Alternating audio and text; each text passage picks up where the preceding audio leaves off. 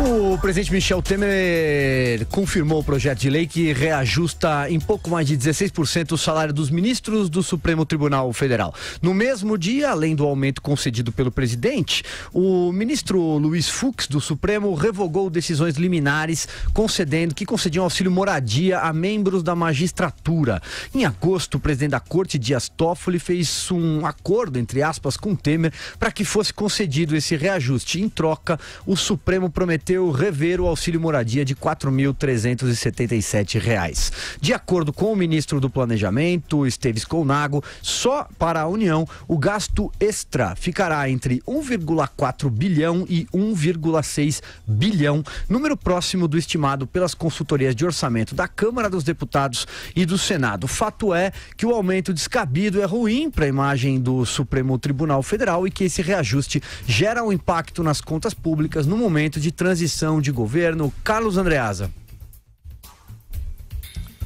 Pessoal, o conjunto dessa grande armação com pitadas de cinismo é muito representativo de alguns dos motivos pelos quais o Jair Bolsonaro foi eleito presidente da República.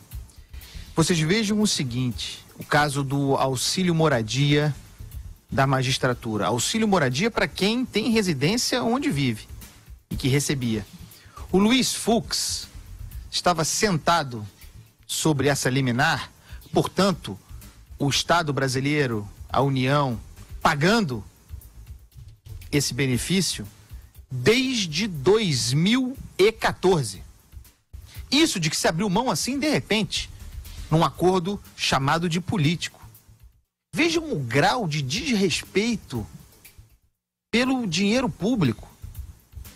Vejam que coisa bizarra, porque a palavra é essa. Então, com o discurso, com o argumento de que os salários dos juízes do Supremo, dos ministros do Supremo, estão sem reajustes que acompanhariam o ritmo inflacionário, solicita-se finalmente esse acordo.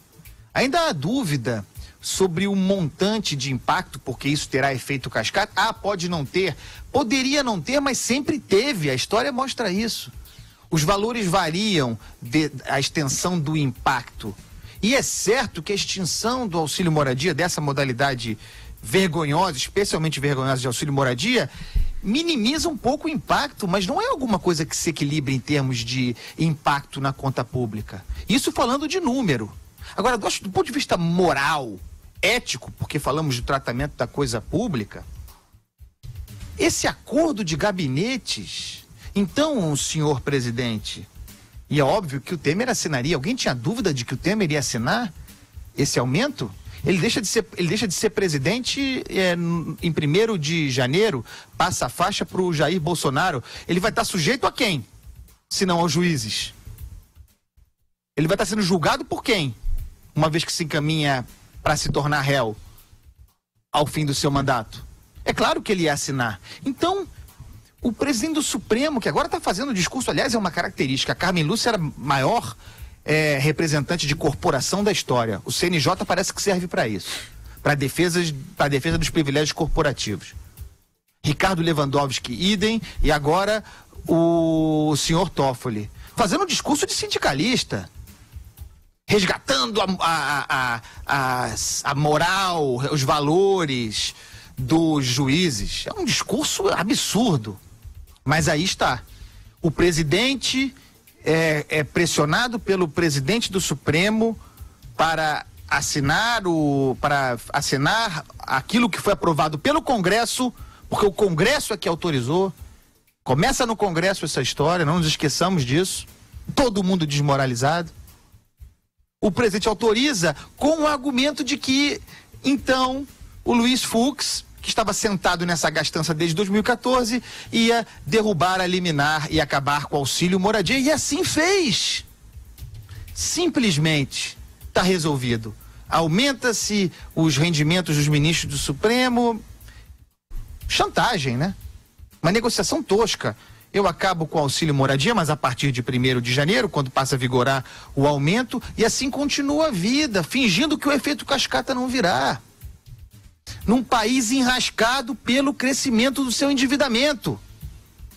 É o fim da picada. E eu vou para concluir, me desculpem por me estender, eu vou voltar naquilo que falei aqui, que é uma obviedade.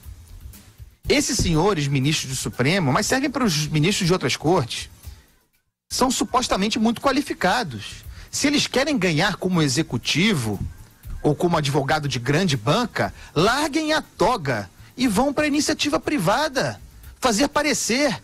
O Joaquim Barbosa está fazendo, o Aires Brito está fazendo, o Peluso está fazendo, é legítimo. Ganha-se uma fortuna a cada canetada não parecer desse, 200, 300 mil reais. Mas não é apropriado, aumento nesse momento não é para ninguém está ganhando aumento no Brasil, muito pelo contrário, está perdendo emprego.